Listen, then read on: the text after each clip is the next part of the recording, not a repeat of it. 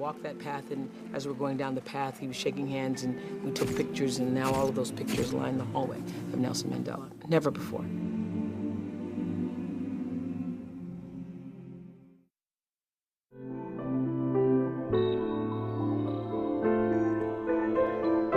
Y'all gotta understand this, that over the years, I've done thousands of shows and heard thousands of ideas, and I still am the person who has to have final approval on all of the ideas. And so when the producer comes into my office and she tells me that there's this 80-year-old doctor from Ethiopia who fixes fistulas, first of all, I didn't know what a fistula was, and how am I gonna tell that story in a way that's gonna connect to people?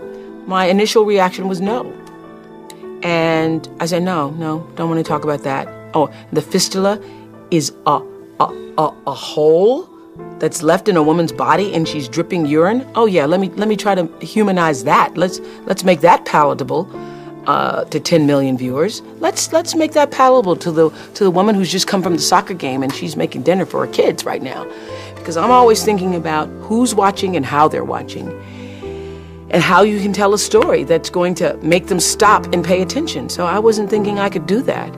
But the producer, to her credit, it was Jill Van Lokeren, who came to me and then came to me again and kept pushing this fistula. I got, finally she said, this is what everybody knows you want to get me, is to say, I believe in my soul. I believe in my soul that this is the thing that we should be doing. So I can't argue with a person's soul. You know, we all get so caught up in the stresses of our daily lives that it's hard sometimes to take time and think about what a day would be like for a woman struggling to survive and just get through each day in a third world country.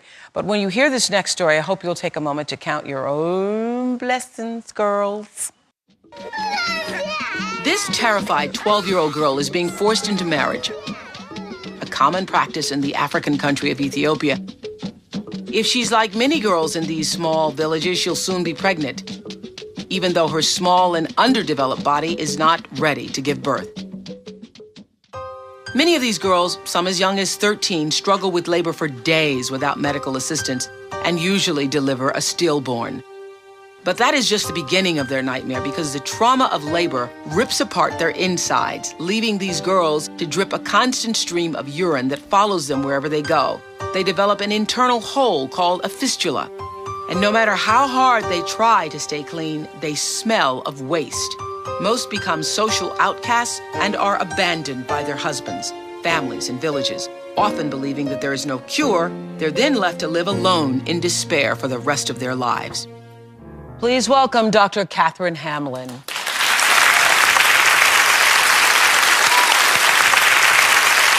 She's a woman that we thought you needed to know about because she has spent nearly 50 years of her career helping these very young women in Africa be reintegrated into society, because they become outcasts, live alone, are shunned by their families because, you know, there's this foul odor, and nobody until you came along knew that there was a cure for it. So congratulations to you. God bless you and all your work. God bless you. Thank you. The work that you do. We noticed in the tape that the girls are so young. Yes. Girls in Ethiopia, especially in the north of the country, do marry early.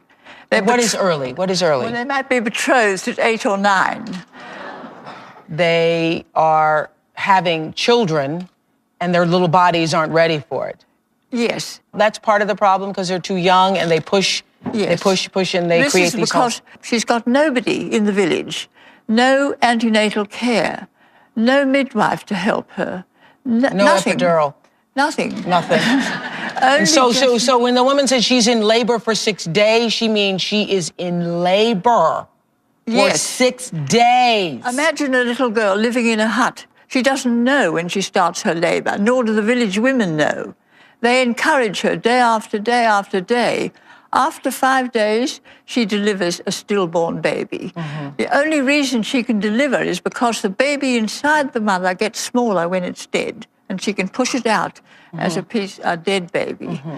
But she wakes up to a worse horror, finding her bed soaked in urine. And day after day, this continues. And that's because all of that pushing has created that hole. Yeah. A fistula is just a hole between an internal organ and the outside world. The internal organs, the bladder or the rectum, and the outside world is the birth passage. And how is it that you turn no woman away ever? We treat them all freely because they're poor. They've got nothing. And how are you funded? We beg. You beg. My husband used to say we're professional beggars. You beg. And so you've begged your way to helping 24,000 women. What do they call you?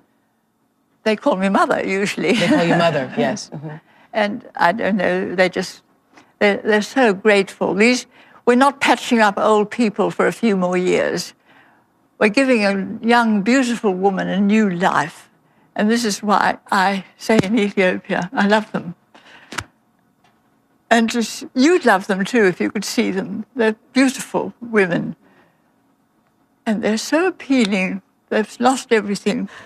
Well, I believe that this is God's work on earth, what you're doing. I believe that God has put me there. I know that God is following these girls. He loves them. And I trust in God for the future. I'm old. I'm nearly 80. And I've got to...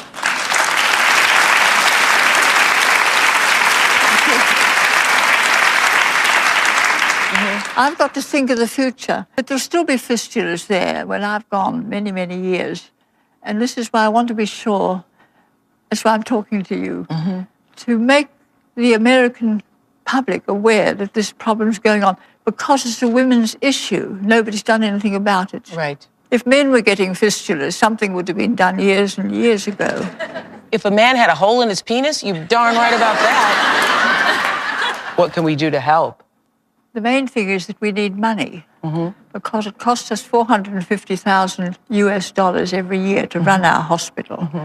And I want to be sure that this hospital and this work will continue after I've gone. I wrote her a big check that they ended up building a wing to the hospital as a result of the check. I just got up and said, okay, I'm going to write you a check, a personal check. And this is the first time this had ever happened, that everybody in the building responded, just came handing over money to her. Before she walked out, she had a skirt full and ended up of money and checks, change, and people in the audience were just handing over money. We were changed by it because we'd never even heard of a fistula problem. And this woman is somebody who's been repairing them for years. And after she told the story and we were able to see some of these little girls, we were changed by it. And that was from a story that I originally had not even wanted to tell. So what I learned from that experience is that if somebody tells me, I believe it in my soul, that this is something you can do or this is something you should do, then I pay attention to it.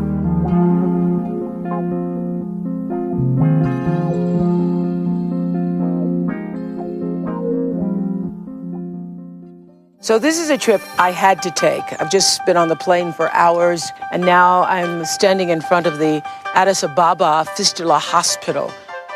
I wanted to see for myself in person how Dr. Hamlin is transforming the bodies of these young girls who have babies so young.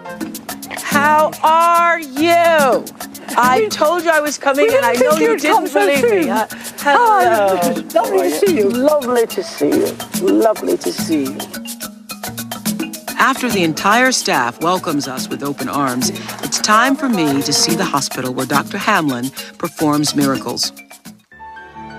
So I understand from Dr. Hamlin that these are young girls who just arrived, right? Oh, yes, they've just come. May we meet them? Hello. Hello. It's great. They're pleased to see you. Pleased to see us. Thank you. This is our main ward. These are all post-operative patients. How do you say hello? Tenestally. Tenestally. Hello. Hello. They're shy. So these are all been operated on, and they're all hoping that they're going to be cured. So we have... What is your cure rate? Our cure rate's about 92%.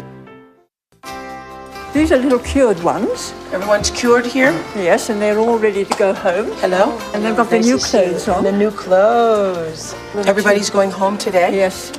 The life-changing surgery restores their health and their dignity. And when each girl leaves the hospital, she's given a new dress to make her return home special. Before I left the Fitzgerald Hospital, and I got little purses, and I gave each of them $100 in the purse. In Ethiopia, $100 is equal to 1 year's salary.